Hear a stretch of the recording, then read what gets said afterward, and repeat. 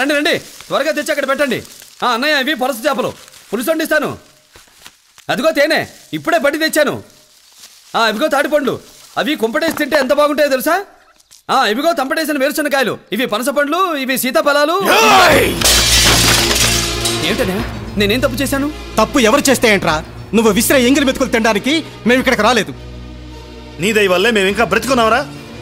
Sudden గా settle అయిన నీ పెళ్లికి రాలేకపోయామని, కనీసం నీ భార్య శ్రీమంతానికైనా ఇక్కడికి రావాలని ఎన్నో వేల రూపాయలు ఖర్చు పెట్టుకుని ఇక్కడికి వచ్చినందుకు మాకు బాగా బుద్ధి వచ్చిందిరా. అసలు మిమ్మల్ని ఎవరేమన్నారనే? మీ అన్నయ్యలు దద్దామలంట.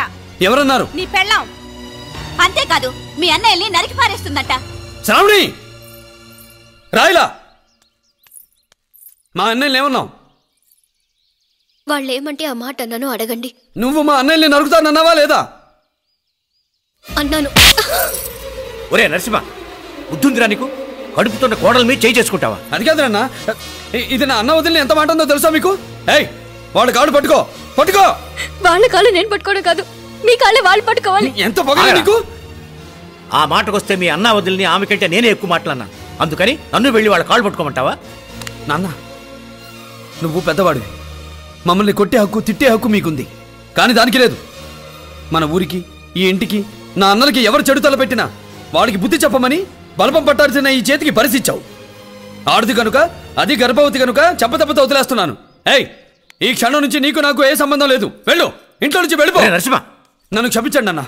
అది ఇంట్లో ఉంటే అన్నయ్యలు అంత మాట అన్నందుకు దాన్ని ఏ క్షణంలోనైనా నరికి పారేస్తా. వెళ్ళిపోనివ్వండి, వెళ్ళు. చూస్తావేంటికా?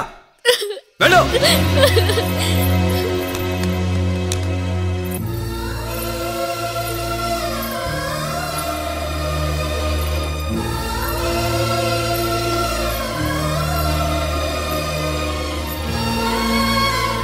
మీ నాన్నగారు అబద్ధం చెప్పి మన పెళ్లి చేసిన రోజున నేను బాధపడలేదు.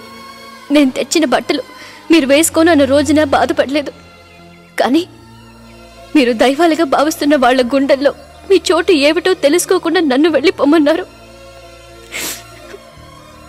అందుకు బాధపడుతున్నాను.